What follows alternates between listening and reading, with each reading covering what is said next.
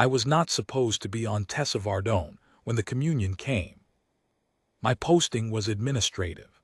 The Voss Communion's 7th Census Bureau had assigned me to this system 14 months earlier to complete a population density audit of 11 human resettlement worlds along the outer cordial, and Tessavardone was the 8th on my list. A mid-tier world, moderate population, modest infrastructure, no special strategic value that I had been briefed on. The audit was routine. I was to spend 6 weeks cataloging residential clustering patterns, cross-referencing them against the communion's expansion projections for this region, and submitting a summary that would feed into the Bureau's 50-year resource model. I had done this work on 32 worlds. I was thorough, methodical, and I had never been late with a report. The communion does not work the way most civilizations do. I should explain this, because the humans apparently did not understand it, or so we assumed, and that misunderstanding, or the thing we took for misunderstanding, is central to everything that happened on Tessavardone. When I say the Voss Communion reached a decision, I do not mean that a council debated and a leader chose. I mean that 90,000 minds distributed across 90,000 hulls, woven together by quantum lattice resonance links that had been refined over 11,000 years of use, considered a question simultaneously and resolved it. Every node voted. The resolution propagated across the lattice. What emerged from the other side of that propagation was not a policy but a fact. The communion did not decide things. The communion knew things. The distinction sounds philosophical, but it had military implications that no other species had ever successfully exploited, because the communion's consensus could not be surprised. You could not deceive 90,000 minds at once. You could not feign against a hive that saw from every angle simultaneously, and you could not outmaneuver a force whose command latency was, by the standards of any conventional military, effectively zero. The communion had not lost a territorial engagement in 600 years. I was in the Eastern Census Station on Tessavardone, a converted prefabricated structure that the human colonists had built near the edge of their largest settlement, a city of approximately 400,000 they called Veth's Landing, though I had never been able to determine who Veth was when the lattice pulse arrived. It came the way all high-priority communion communications came, not as a message, but as a wave of shared knowledge. One moment I did not know, and the next moment I did. The communion had reached consensus on the outer cordial expansion question, and the consensus was this. The 11 resettlement worlds along this corridor, including Tessavardone, were to be formally claimed as communion territory under the 7th expansion mandate. The human populations were to be given 60 standard hours to acknowledge communion sovereignty and begin the administrative process of integration. After 60 hours, if acknowledgement had not been received, the communion would proceed with the integration regardless. This was not unusual. The communion had absorbed 47 worlds this way. The process was efficient. What happened next was that I looked out the window of the census station and saw the sky change. I have tried many times since then to find the right word for what 90,000 ships look like when they form a blockade ring around a planet. The communion's hulls are not large by galactic military standards. They are dense, angular, and built for redundancy rather than spectacle, each one roughly the length of a human city block, networked into the lattice so that the loss of any individual vessel is a trivial event. What makes 90,000 of them terrifying is the geometry. They do not mass at a single point. They distribute. They form a sphere, and that sphere encompasses the entire planet. And when you stand on the surface of the planet and look up, you see them as a new kind of sky, a latticed ceiling of dark angular shapes, each one catching the sun at a slightly different angle, each one a node in the largest single mind I had ever been in the presence of. The blockade ring had been forming for 3 hours before I looked up. By the time I did, it was nearly complete. The sun was still visible, but dimly, filtered through the grid of 90,000 hulls arranged in perfect equidistant formation around the curve of the world. The humans looked at it the same way I did, which surprised me. I had expected panic. There were 400,000 of them in Voss landing alone, and 400,000 of anything tends toward noise when the sky stops looking like a sky. But the humans stood in the streets of their city, and on the rooftops of their buildings, and in the open spaces between their structures, and they looked up at the blockade ring, and they were quiet. I logged that observation in my census notes, because I am thorough, and because the behavior of a population under a communion sovereignty claim was technically within the scope of my audit mandate. I noted that the humans did not appear to be in distress. I noted that they appeared to be watching. Several of them, I observed from the window, were carrying cups of a hot beverage that they consume in the morning, and they stood in the street holding their cups, looking at the sky, with an expression that I could only describe as patient. The official communion transmission went out at the 6-hour mark. It was clean, precise, and courteous, as all communion transmissions are, because the communion had learned centuries ago that the framing of a sovereignty claim mattered for the historical record. The transmission informed the human administration of Tessavardone that the Voss Communion's 7th expansion mandate had been activated for this corridor, that the integration process was peaceful and systematic, and that acknowledgement of sovereignty was requested within 60 standard hours. It included a summary of the administrative procedures that would follow, a timeline for the transition of local governance to communion oversight, and a note that civilian populations would experience minimal disruption. I was the only communion officer on the surface at the time. My posting had not been a military one. I was a census administrator, and no one had told me this was coming, because the consensus had been reached only hours before I felt the lattice pulse, and the communion does not brief people on decisions that have not yet been made. I sat at my desk in the census station, and I waited for the human administration to respond. They did not respond in the first hour. They did not respond in the second. By the third hour, I had begun to compose a follow-up notice, not because this was protocol, but because I was, as I have said, methodical, and the silence felt anomalous. On the 32 worlds where I had completed audits, most of which were non-communion worlds of moderate capability, the pattern of response to any kind of formal communion communication was immediate. Even worlds that had no intention of complying responded quickly, because a response, any response, bought time, and most civilizations at this technological tier operated on the assumption that time was a resource worth accumulating. The humans on Tessavardone had not responded, but they had also not panicked, and they had not attempted to evacuate or arm themselves or do anything that I could observe that constituted preparation for resistance. They had gone back inside their buildings. The cups had been finished. The streets were mostly empty. I found this more unsettling than panic would have been.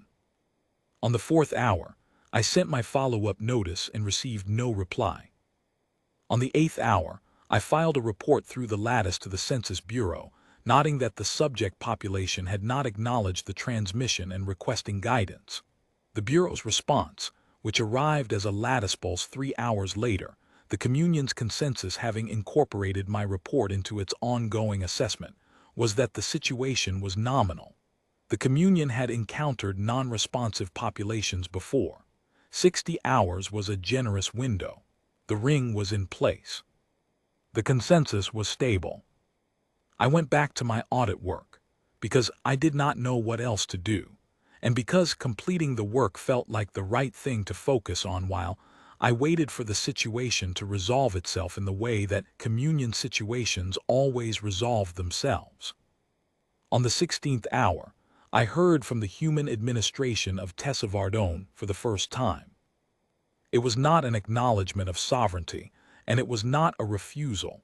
It was a single-line communication, transmitted on a frequency that my equipment could receive, but that was technically not the correct frequency for a formal response to a communion sovereignty claim. The line read, We have forwarded your request to the appropriate authority. Please be patient. I read this 3 times. Then I filed it in my census notes, under the heading Population Communication Patterns Anomalous. The appropriate authority. I spent the next several hours in my station, completing my population density calculations, and I turned the phrase over in my mind. The communion was 90,000 ships. The communion was the appropriate authority for this corridor, by consensus and by capability, and by the weight of 600 years of unbroken territorial engagement. I had watched the lattice sky through my window, and I had seen the ring complete itself, and I had felt through the quantum lattice the steady hum of 90,000 minds all knowing the same thing simultaneously, all watching, all patient. The communion was the most powerful administrative and military entity in this region of space.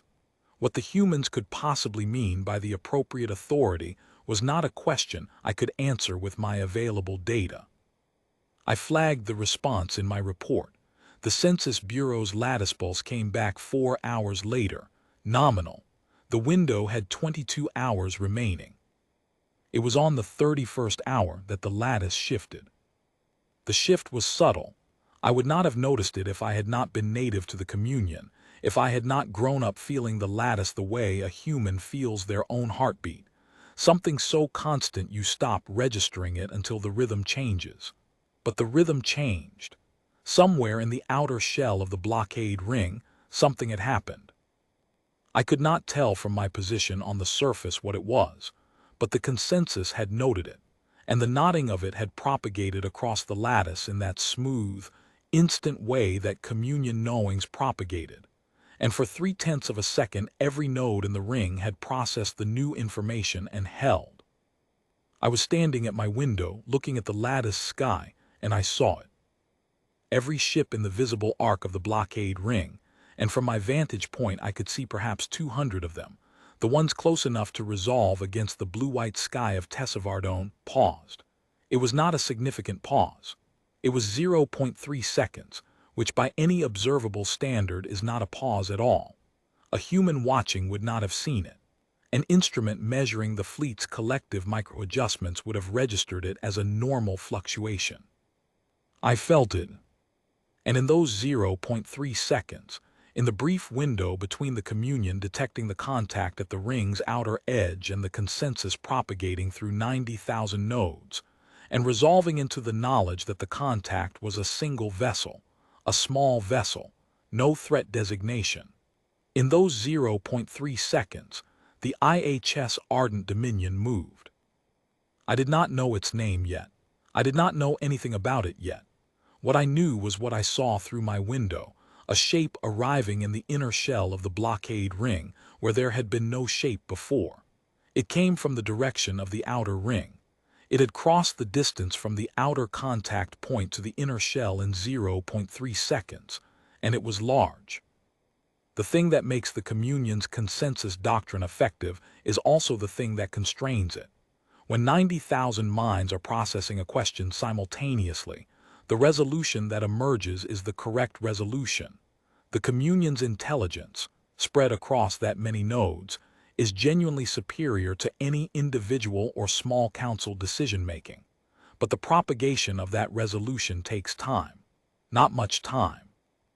In 11,000 years of refinement, the communion's lattice engineers had compressed the propagation delay to 0.3 seconds for a full-ring consensus, the fastest in the known galaxy. For any conventional military engagement, this was effectively instantaneous. For 0.3 seconds, however, every node in the ring was in transition. It was not that the ship stopped. It was that they had received the raw sensor data, a new contact at the outer ring, and were engaged in the propagation of the consensus response.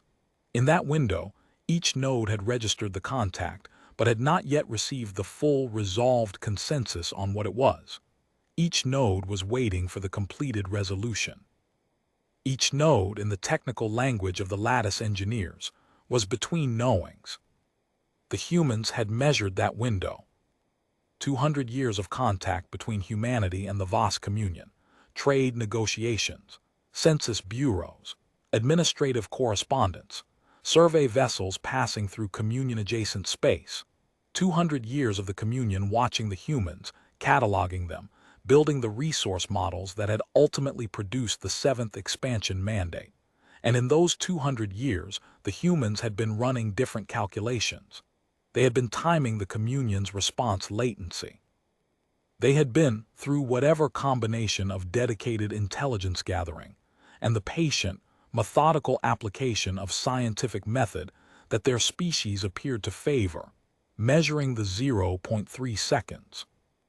I want to be precise about what this means, because the precision matters. The communion's lattice propagation speed had been refined to a physical constant. It was not a doctrine that could be revised. It was not a technology that could be upgraded on short notice. It was the speed at which quantum lattice resonance propagates through 11,000 years of carefully maintained infrastructure, and it was 0.3 seconds, and it had been 0.3 seconds for the last 2,000 years of the lattice's operational history. The communion knew this number. The communion's engineers knew this number. The communion's strategic planners knew it and had accounted for it in their models, and had determined that 0.3 seconds was so far below any militarily relevant response threshold that it was effectively a non-factor. The humans had apparently determined something different. The IHS Ardent Dominion had been waiting at the outer edge of detection range. I understand this now. It had been sitting there at the boundary of what the communion's outer ring sensors would register as a contact rather than background noise, waiting for the moment the communion's sensors reached it. And the moment they did, the moment the raw sensor data began propagating through the lattice, the Ardent Dominion had moved. Not toward the colony, not toward any particular node in the ring, toward the center of the ring's inner shell, where the distribution of the 90,000 ships was thinnest, where the geometric requirements of a full-sphere blockade meant that the gaps between nodes were largest. The mathematics of encircling a planet with 90,000 ships meant that the inner shell's equatorial band had a vessel density approximately 40% lower than the poles. I know this because I had spent 14 months looking at spatial distribution data in my census work, and because, in the weeks after Tessavardone, I could not stop calculating. The polar compression is inherent to the geometry of the problem. If you want to fully enclose a sphere with a fixed number of points, the optimal distribution places more points at the poles because the solid angle coverage per point is higher there. The equatorial band is always the weak seam. Every sphere has one. The Ardent Dominion had known where the thin band was. It had entered through it. What I saw through my window, in the seconds after the 0.3 second propagation completed, and the communion's consensus resolved to single vessel, low threat designation, no offensive action required at this time, was a ship that was already inside the ring. The resolved consensus rippled through the lattice. The communion knew what the contact was, a single human military vessel. The archive data, and the communion had very good archive data on human military assets, indicated a designation class consistent with a ceremonial fleet attachment, the kind of vessel that human administrations had historically sent to diplomatic situations as a show of presence. Not a combat-optimized hull. Not part of a larger deployment that the outer sensors had detected. One ship. The communion's consensus on what to do about it propagated across the ring. Watch it. Broadcast the sovereignty claim transmission on directed military frequency, and continue the blockade posture. The appropriate response to a single ceremonial vessel was to treat it as a diplomatic contact. If the humans were sending a ship to the negotiating table, that was a form of acknowledgement. The communion was patient. It had time. I was watching from the surface, and what I saw was not patience. What I saw was the resolved consensus arrive. I felt it through the lattice, that 0.3-second pause ending in the wave of shared knowing. And I saw the communion's ships settle back into their blockade positions. And I saw the Ardent Dominion sitting in the inner shell, deep inside the ring, and I thought, that ship was not there before. It had entered during the pause. I did not understand yet what that meant. I understood that the ship had moved very fast. I understood that its arrival inside the ring was unexpected. But the consensus was clear: one vessel, no threat, and the Communion's consensus was not something I was in the habit of doubting. I filed an observation note in my census records. Under the heading, Anomalous Observations, Day 2, I wrote, a single human military vessel entered the inner blockade ring during the consensus propagation window. Vessel is currently stationary in the equatorial thin band. Communion consensus designates it non-threatening, flagging for follow-up. Then I went back to my window and I watched. The Ardent Dominion did not look like what the Communion's archive data said it should look like. Archive data described the ceremonial fleet attachment vessels of the human penitent fleet as follows: mid-length hulls, approximately 800 meters keel to stern, with the barrel-chested proportions common to human civilian conversion designs, marked with identification codes along the dorsal plating, relatively light armament consistent with an escort role, drive signature in the moderate range. The archive had 17 entries for this class, gathered over 40 years of observation. The entries were consistent. The ship I was looking at through my window, distant, yes, at the altitude of the inner shell, but clear against the backdrop of the now-dimmed sky, was not 800 meters. I did not have instruments precise enough to give me an exact measurement from the surface, but the visual scale relative to the Communion vessels in its proximity told me the Ardent Dominion was longer, significantly longer, and it was not barrel-chested. It was flat. Low and flat and long, with a hull profile that did not match any of the 17 archive entries, and with a drive signature that I could feel even on the surface.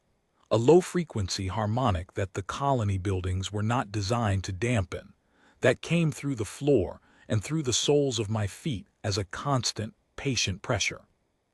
The Communion's archive data was 17 entries gathered over 40 years. The Communion had been watching the humans for 200 years. I stood at my window and I thought about the gap between those two numbers, and I felt the archive data settle against the visual evidence in a way that did not resolve cleanly, and I was aware, for the first time, that something was wrong with the consensus. The Communion saw the ship as its archive said it should be seen. The Communion's consensus had been formed on data that was 40 years old, in a region of space where the humans had apparently been careful about what they allowed to be observed, and the consensus had come back. One vessel, ceremonial designation, low threat. The Communion was watching the ship it expected to see. It was not watching the ship that was there. I wanted to transmit this observation through the lattice. I composed it carefully in my mind. The discrepancy between archive specification and visual assessment, the drive signature on the surface, the hull profile, and I pushed it toward the lattice, and the lattice received it, and it entered the propagation queue, and 3 hours later the consensus came back. Observation noted, within normal variance for human modification cycles, no revision to threat assessment required. Normal variance. I looked at the ship in the sky, the flat, low, patient shape sitting in the thin band of the inner ring, not moving, not broadcasting, not doing anything a diplomatic contact would do. And I thought about the phrase normal variance, and I thought about the 0.3 seconds, and I thought about the humans standing in the street that morning with their cups, looking at the sky with that expression I had not been able to name correctly until just then. They had not been watching the blockade form. They had been watching the thin band. They had known where the ship was going to be. The word I had been searching for was not patient. It was informed. On the 38th hour, the Communion transmitted the sovereignty claim again, this time on directed military frequency toward the Ardent Dominion specifically. The transmission was courteous and clear, and invited the human vessel to facilitate the acknowledgement process on behalf of the colonial administration. The Ardent Dominion did not respond to the transmission. It was stationary in the inner shell. It had been stationary for 7 hours. The communion's sensors were tracking it continuously. It was not powering weapons. It was not maneuvering. It was sitting in the thin band of the equatorial inner shell, and it was quiet, and the only thing that the communion sensors could report about it with confidence was that its drive systems were active at low output. The ship was not dormant. It was simply not doing anything. The consensus on the Ardent Dominion's status updated on the 41st hour. The human vessel appears to be waiting for further contact. Standard diplomatic posture. Continue blockade, maintain transmission frequency, allow the 60-hour window to elapse. Standard protocol for a non-responsive administrative situation. I did not sleep well on the second night. I sat at my desk in the census station, and I looked at the visual through my window, and I worked through my population density calculations, and every 40 minutes or so I looked up at the lattice sky and found the Ardent Dominion silhouette in the equatorial band, still flat, still quiet, still there. The drive harmonic came through the floor at regular intervals, not constant, but pulsing, as if the ship were breathing slowly, maintaining its systems at minimum output, conserving nothing in particular and wasting nothing either. Patient in the way that a thing is patient when it has no reason to hurry. On the 49th hour, I felt the lattice shift again. This time it was not subtle. The communion's 90,000 nodes did not shift in the way a single mind would shift. There was no emotion to it, no fear, no alarm in the individual sense. What propagated through the lattice was information. Raw sensor data, arriving from multiple nodes simultaneously, each contributing a fragment of the picture assembling itself across the shared knowing in the same smooth way all communion pictures assembled. And the picture was this. The Ardent Dominion had moved. Not slowly, not with the kind of deliberate announcement a diplomatic vessel makes when it begins to reposition. The Ardent Dominion had been stationary, and then it was somewhere else, and the somewhere else it was had been, 2 seconds earlier, occupied by a communion node vessel that was now registering as a debris field. One communion hull, gone. The consensus propagated, 90,000 minds assessing simultaneously. What had happened? The Ardent Dominion had executed a drive burst of a duration, an output that the communion's archive data said was not possible for its designation class, crossed a distance of approximately 200 kilometers in under 2 seconds, and struck the node vessel with, this part took longer to assemble, because the sensor data was fragmentary, with something that was not a projectile, and was not a directed energy weapon in any configuration the archive data recognized. The drive harmonic I had felt through the floor of the census station for 11 hours spiked on the sensor record at the moment of the strike. The consensus was still assembling the weapons category when the lattice shifted again. A second node vessel, 800 kilometers from the first, was gone. The propagation window was 0.3 seconds. In the 0.3 seconds, it took the consensus on the first strike to fully propagate and return to every node as a resolved knowing. The Ardent Dominion moved again. Third node vessel. I stood at my window and I watched it happen the way you watch lightning. The flash is instantaneous, and by the time you have registered it, it is already in the past, and your mind is still catching up to what your eyes saw. The Ardent Dominion was in the thin band of the inner shell, and then it was 200 kilometers from the thin band, and then it was somewhere else entirely. And every time it stopped next to a communion node vessel, and the node vessel stopped existing. And then the communion reached consensus on the new position, and the Ardent Dominion moved again. The consensus latency was 0.3 seconds. The Ardent Dominion was moving on a cycle shorter than 0.3 seconds. I understood the geometry then. Standing at my window with the floor humming under my feet and the lattice flickering in my awareness like a failing light source. The communion's consensus was the fastest command system in the known galaxy. It could not be surprised. It could not be deceived. It could not be outmaneuvered. What it could not do was reach a resolved knowing faster than 0.3 seconds, because the lattice could not propagate faster than 0.3 seconds, and the latency was a physical constant, not a doctrine.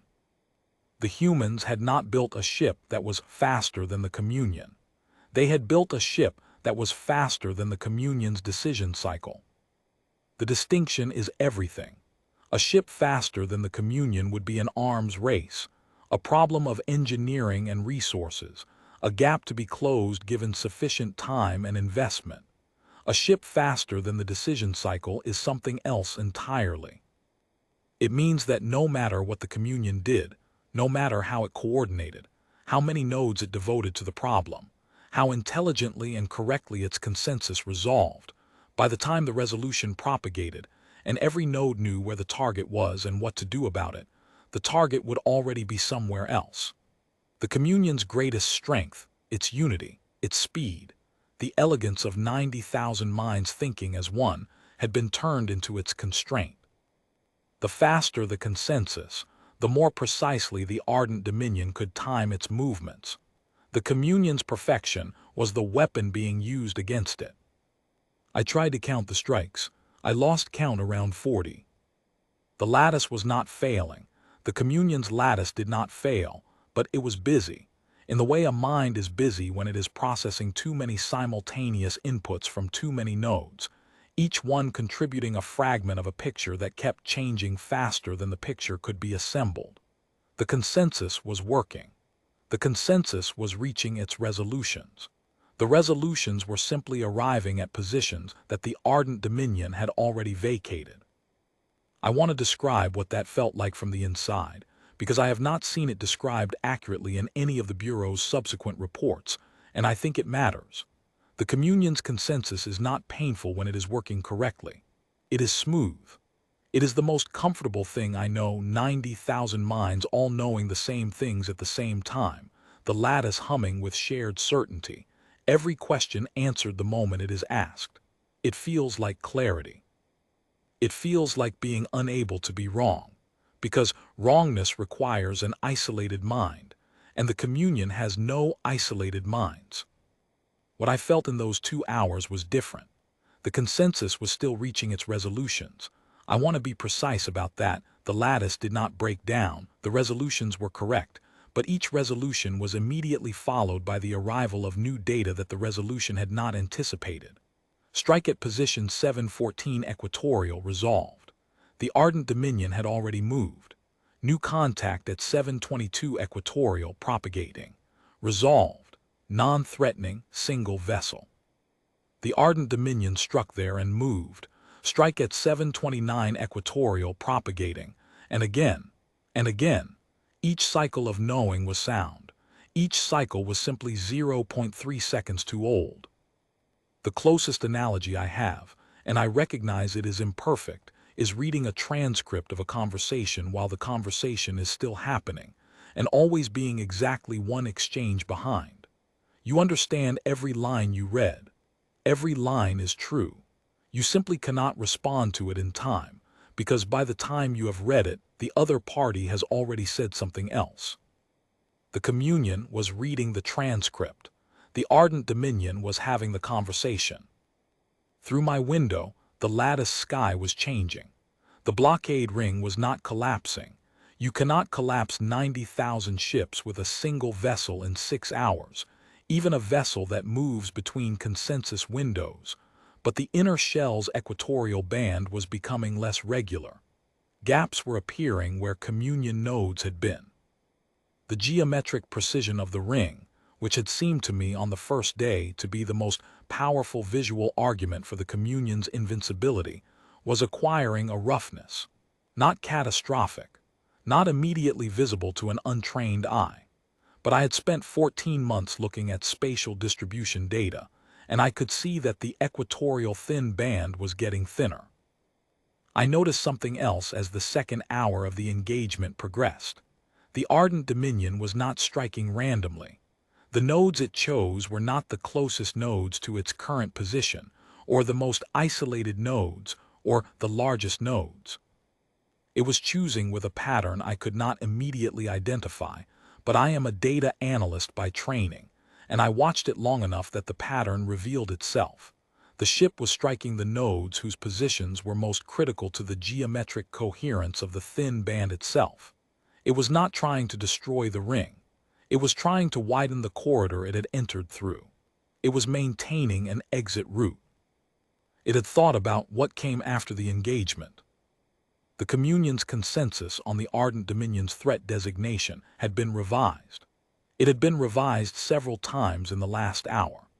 The current consensus was that the vessel was engaged in a precision strike pattern targeting specific node positions in the equatorial inner shell, that its capabilities significantly exceeded archived data, and that coordinated response options were being evaluated. Coordinated response options. The challenge with a coordinated response against a target that moves between consensus windows is that by the time the coordination is complete and the nodes have received their resolved instructions, the target is not where the instructions were designed to address. The Communion could coordinate magnificently. It could, with 90,000 minds, develop a response of extraordinary complexity and precision. What it could not do was develop and implement that response faster than 0.3 seconds, because the lattice could not propagate faster than 0.3 seconds, and the latency was a physical constant, not a doctrine. You cannot revise a physical constant. You cannot vote to change it. The humans had known this. They had known it before they built the ship. They had known it because they had spent 200 years watching the Communion and measuring, and the measurement was not guesswork. It was science, patient and repeated, the kind of measurement a species makes when it has decided that understanding the nature of a threat is more important than the appearance of confidence. I left the census station at the 51st hour. I had been inside it for 2 days, and I wanted to be outside, because I understood now that I was watching something that would be written about for a very long time, and I wanted to see it clearly. I walked out of the prefabricated building, and I stood on the hard, dry ground of Tessevardone's eastern outskirts, and I looked up. The sky was still latticed. Most of the blockade ring was still in place. 90,000 ships is not a number that diminishes quickly even under sustained fire, and the Ardent Dominion had been operating for 2 hours. But the equatorial band was visibly thinner now, and through the gaps I could see the deep black of actual space, the first time I had seen it since the ring completed on day 1. The Ardent Dominion was up there. I could not always find it. It moved too fast and too irregularly for me to track visually from the surface. But every 30 seconds or so I would see, in a different part of the equatorial band, the brief bright signature of a drive burst, a white-hot flicker between one point and another, and then a small dark absence where a Communion node had been. A human colonist was standing 10 meters away from me, also looking up. He was an older male, gray-haired, wearing the kind of practical clothing that colonists on agricultural worlds typically wore, with the slightly weathered look that came from working outside. He had a cup of something hot. He was watching the sky with the same patient, informed expression I had been trying to name for 2 days. I said in the common trade language, "Did you know?" He looked at me. He knew what I was. The Communion's census administrator on Tessavardone was not an anonymous figure. I had been on the world for 14 months. I had conducted interviews and surveys. I was not a secret. He looked at me the way someone looks at a question they have been expecting. "About the ship," he said. "About all of it." He was quiet for a moment. He drank from his cup and looked back at the sky, at the gaps appearing in the equatorial band with quiet regularity. "We knew they'd come," he said. "This corridor," he paused. "We forwarded the request." "To the appropriate authority," I said. He nodded. "How long ago did you send that notification?" He thought about it. "Day 1, within the hour of your transmission." I looked at the sky. The Ardent Dominion had been at the outer edge of detection range on day 1. It had entered the ring on day 2. It had been watching the ring form, and it had entered through the thin band during the propagation window, and it had sat inside the ring for 11 hours, and then it had begun. It was already here, I said. It's always somewhere, the colonist said. He did not say this with pride. He said it the way you say a thing that is simply true. That's the point, isn't it? It doesn't have to be here. It just has to be close enough. He drank from his cup again and looked at the sky for a moment, at the gaps that were still opening in the equatorial band, as the ardent Dominion continued its methodical work in the thin band above us. Did you name it? I asked. The ship. The ardent Dominion. He shook his head slightly. That's its designation. They all have designations. The penitent fleet has been running since before my grandfather was born. The ships rotate postings. He paused. This corridor has had one or another of them for as long as I can remember. Might be a different hull than the one that was here when I was a kid. Hard to say. They don't look different to us from the ground. There was something in this that I needed time to sit with. The penitent fleet had been running since before his grandfather was born. This man was, by my estimate, somewhere in his 6th decade of life. His grandfather would have been active, at minimum, 100 years ago. 100 years of the penitent fleet running postings on this corridor.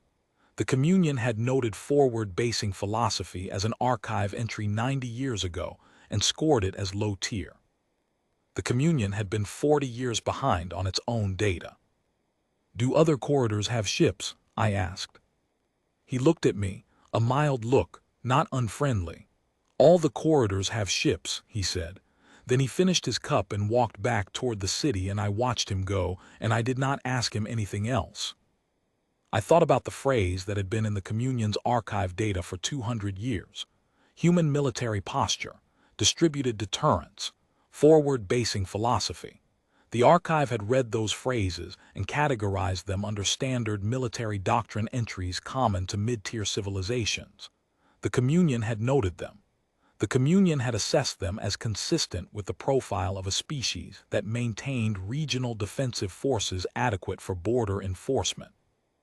Nothing in the archive had suggested that the phrase forward basing philosophy meant that a single vessel of extraordinary capability was stationed within response distance of every significant human population center along the outer corridor at all times, and had been so stationed for longer than the Communion had been watching closely.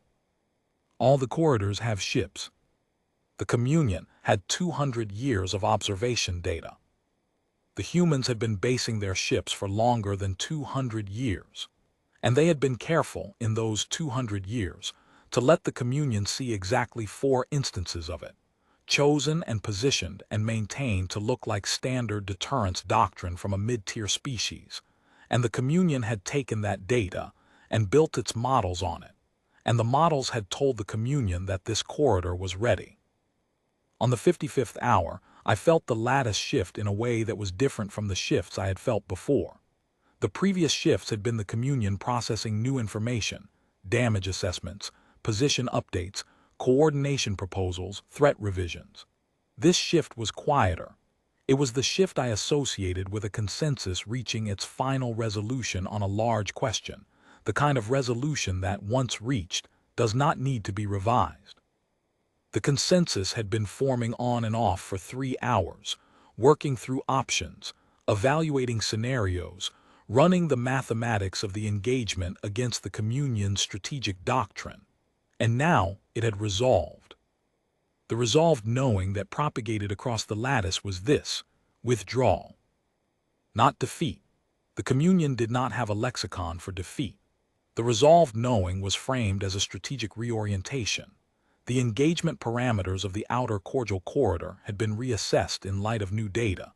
The 7th expansion mandate's application to this specific corridor was being suspended pending a full review, and the blockade ring was to withdraw to a staging area outside the human territorial boundary, while the Bureau of Strategic Assessment completed its revised modeling. 90,000 minds had considered whether to continue engaging the ardent Dominion and had reached a consensus. The consensus was that the data required reassessment. The Communion was not going to fight a ship that moved between its decision cycles. Not like this.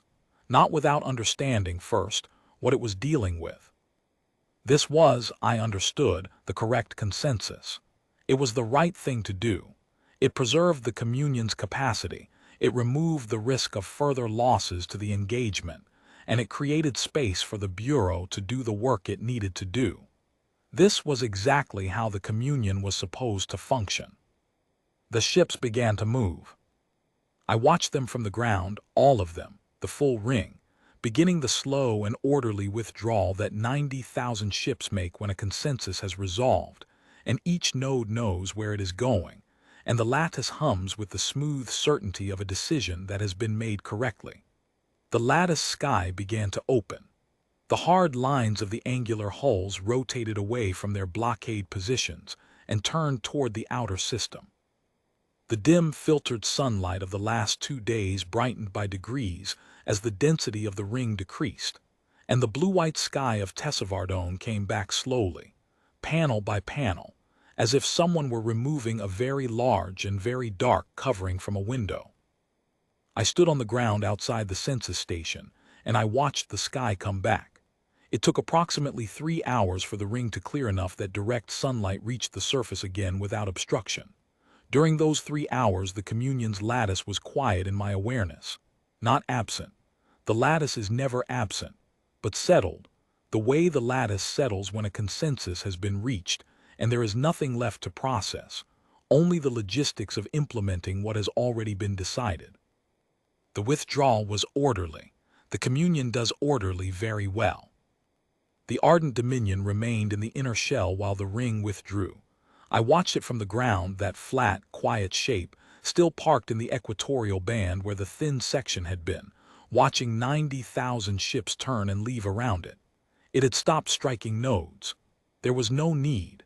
The consensus had already withdrawn. Striking further nodes would have accomplished nothing.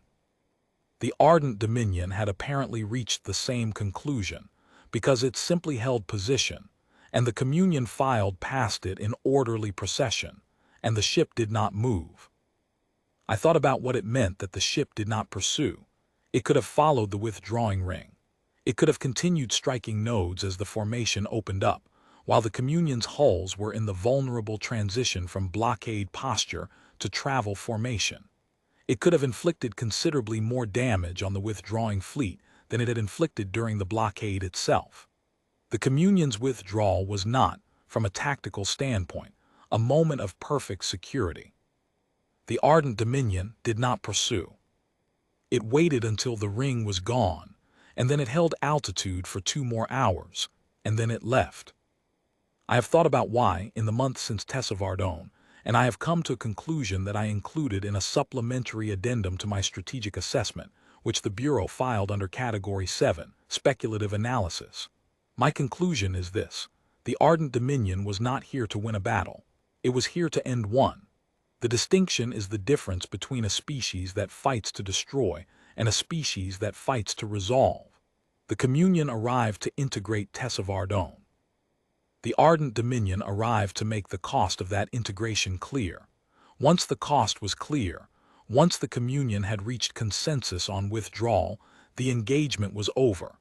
There was nothing more to demonstrate. Pursuing the withdrawing fleet would not have made the point more clearly. It would only have added to the damage, and the damage was not the point. The point was the 0.3 seconds. The point was that the communion knew now, and the communion knowing was sufficient. The ardent dominion was already gone, and the ring was gone, and the lattice in my awareness was quiet. And somewhere in the outer system, the Bureau of Strategic Assessment was beginning to revise its models, and the colonists of Tessavardone were making dinner. I went back inside the census station, and I sat at my desk, and I looked at my population density calculations, and I thought about what to write in the follow-up report to the Bureau. I thought about the 17 archive entries for the Ardent Dominion's designation class.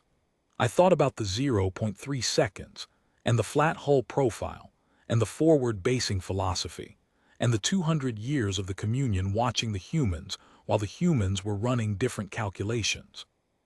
I thought about what the colonist had said: it doesn't have to be here, it just has to be close enough. The Communion's resource models for the outer corridor had been built on the assumption that the human populations of this corridor were administratively isolated, that their worlds were maintained by a species that had the will to defend itself but lacked, in this region, the capability for concentrated response. The models had accounted for human military capacity in aggregate, at the level of the whole species, and had noted it as a factor to be managed through the timing and scale of the expansion. The seventh expansion mandate had been calibrated to land before the humans could coordinate a response at scale. 90,000 ships was a response that any individual human world could not match. The window of time between the sovereignty claim and the 60-hour deadline was designed to be shorter than the time it would take humanity to route a significant fleet from its core worlds to this corridor. The models had not accounted for a ship that was already there, had been there before the Communion arrived, would be there when the Communion arrived next time, too, presumably, unless there was a next time, and the humans changed their minds about the basing philosophy, which I assessed as unlikely based on the evidence available to me. I pulled up the Communion's complete archive on human military doctrine. I read it carefully, beginning with the earliest entries, 200 years of observation. The archive was thorough. The archive noted forward basing philosophy as a category entry in the mid-period of observation, around 90 years ago. The entry cited 4 instances of human vessels stationed in non-home systems along expansion corridors. 4 instances. The archive had noted them as consistent with standard deterrence doctrine, and had assigned them a threat-relevant score in the lower tier. 4 instances, 90 years ago. I thought about what 4 instances, carefully chosen to be visible, might look like against the background of a program that had been running for much longer, and had been carefully calibrated to show the Communion exactly what the Communion expected to see. The Communion saw the humans as its archive said they should be seen. I closed the archive. I opened a new report document I typed for a long time. The report I sent to the Bureau was not a census report. It was a strategic assessment, which was not technically within my mandate as a population density auditor, but the Bureau could reassign it as needed. In it, I noted the 17 archive entries and the discrepancy. I noted the drive signature harmonic and the hull profile. I noted the 0.3-second geometry and the equatorial thin band approach vector. I noted the colonist's phrasing. It doesn't have to be here. It just has to be close enough. And I noted that the colonist had said this without explanation, as though it were common knowledge, as though anyone on Tessavardone could have told me the same thing. I noted that the human administration had not negotiated, had not stalled, had not attempted to resist through conventional means. They had sent one line of text and waited. They had forwarded the request and trusted the appropriate authority to handle it, with the confidence of a people who had been handling it for longer than the Communion had been counting. The most important thing I put in the report was this: the Communion has been watching the humans for 200 years, and in 200 years the Communion has gathered 17 archive entries for this class of vessel, and during those 200 years the humans have apparently been watching the Communion watching them, and calibrating what they allowed to be observed. The Ardent Dominion is not an anomaly. It is the standard. The humans showed us the capability they wanted us to see and declined to show us the capability they wanted to keep quiet. And the Communion's consensus was formed on the data that was presented, and we did not ask the right questions about the gap. I submitted the report and sat in the empty census station for a long time. Outside, the city was fully lit now, its windows warm against the dark, the smell of cooking drifting in through the station's ventilation. The humans of Tessavardone were having their evening. The sky above the city was ordinary dark, scattered with stars, no lattice, no ring, no ship sitting quiet in the equatorial band. An ordinary sky. The Communion had come here with 90,000 ships and a 600-year record of unbroken territorial expansion, and it had reached consensus that this corridor was ready to be absorbed, and it had formed the ring, and it had waited for an acknowledgement. The humans had forwarded the request to the appropriate authority. The appropriate authority had come and sat quietly in the inner ring for 11 hours, and then it had moved. And now it was gone, and the ring was gone, and the lattice in my awareness was quiet, and somewhere in the outer system, the Bureau of Strategic Assessment was beginning to revise its models, and the colonists of Tessavardone were making dinner. I pulled up the census form I had been working on before all of this began. Population density audit, Tessavardone, Eastern Settlement Cluster. I looked at the columns I still needed to fill. I picked up my stylus. I completed the Eastern Cluster Survey. I completed the Mid-City Residential Distribution. I completed the Agricultural Peripheral Zones and the Port District and the Transit Hub Adjacency calculations. By the time the third hour of my session at the desk had passed, the population density audit of Tessavardone was complete. 14 months of work, finished in a quiet room with city lights outside the window and the ordinary sky above. I submitted it to the Bureau. The Bureau would reassign it to whatever team was now responsible for this corridor's modeling, and they would find the data thorough and well-organized, because I am thorough and well-organized, and none of that had changed. There was one thing I kept returning to, sitting there in the quiet of the census station with the work in front of me and the city noise outside. The Ardent Dominion had sat inside the blockade ring for 11 hours without broadcasting, without maneuvering, without communicating with the Communion in any format. The colonist had told me that Tessavardone had forwarded the sovereignty claim to the appropriate authority on day 1, within the hour. The Ardent Dominion had entered the ring on day 2. It had been at the outer edge of detection range, or close to it, before the ring was complete. It had been watching the ring form. It had been waiting. Not for orders. It had not needed orders. The humans of Tessavardone had sent a notification, and the ship that was always close enough had come, and it had assessed the situation, and it had waited for the moment the situation required it to act. 11 hours of waiting, sitting inside 90,000 ships, one hull against the lattice sky, not moving, not speaking, not threatening, simply present. It had waited long enough for the Communion to transmit the sovereignty claim twice, to extend 2 direct invitations to negotiate, to update its threat assessment 3 times. It had waited to see if the Communion would reconsider on its own terms, and when it had become clear the Communion would not, the Ardent Dominion had used 1 hour of its 11 to make the point, and then stopped. I thought about the sleeping god. We had called them that. The Communion had used the phrase the Census Bureau, the Strategic Assessment Staff, the expansion planners who had built the 7th expansion mandate. Humanity, the sleeping god, the species with the potential for catastrophic military output that had, in all the years of the Communion's observation, never fully demonstrated that output. The sleeping god was a comfortable thing to plan around, because a sleeping god was only dangerous if you woke it, and you could choose not to wake it. And the Communion had been careful, in the 7th expansion mandate, to calibrate the action so as to present it as administrative rather than aggressive, as an offer of integration rather than a provocation. The sleeping god had not been asleep. The sleeping god had been watching the Communion catalog its worlds for 200 years, and measuring the Communion's latency, and positioning its ships and waiting. The sleeping god had been awake the entire time, had been awake and paying attention, and doing the quiet, patient, methodical work that a species does when it wants to understand the thing that intends to absorb it. And when the Communion arrived with 90,000 ships and a 60-hour window, and a very courteous sovereignty claim, the sleeping god had not woken up, because waking up would imply that it had been asleep in the first place. It had simply moved. I finished the census form.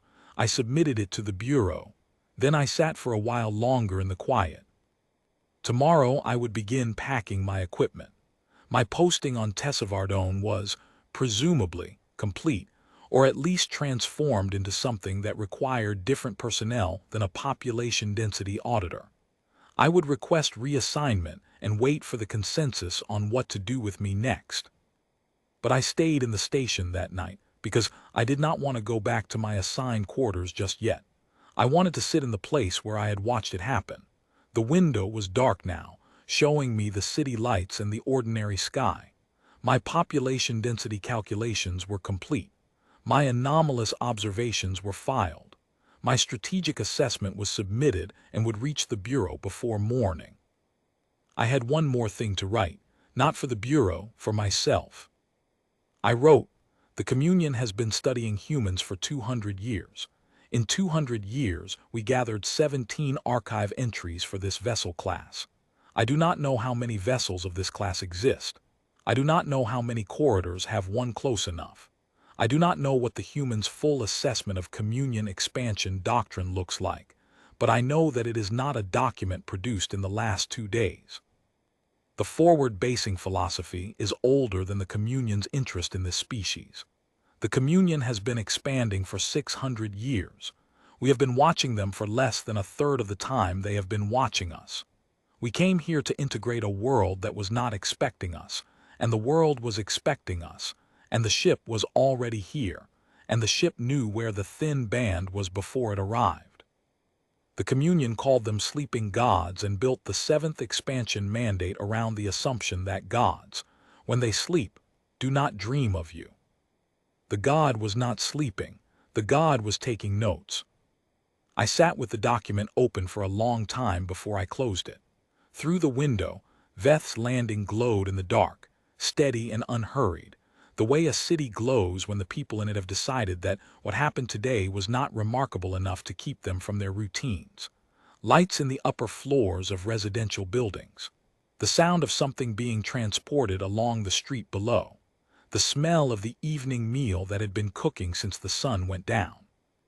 14 months on this world, and I had not asked until today who Voss was. I considered asking now. I decided the question could wait until morning. I closed my documents, one by one, and turned off the desk light, and sat in the dark with the city visible through the window and the ordinary sky above it. Somewhere in the outer dark, a ship was moving between one posting and the next, close enough to wherever it was needed, and quiet about it, and patient. Always close enough, never announcing itself, never needing to. Just there,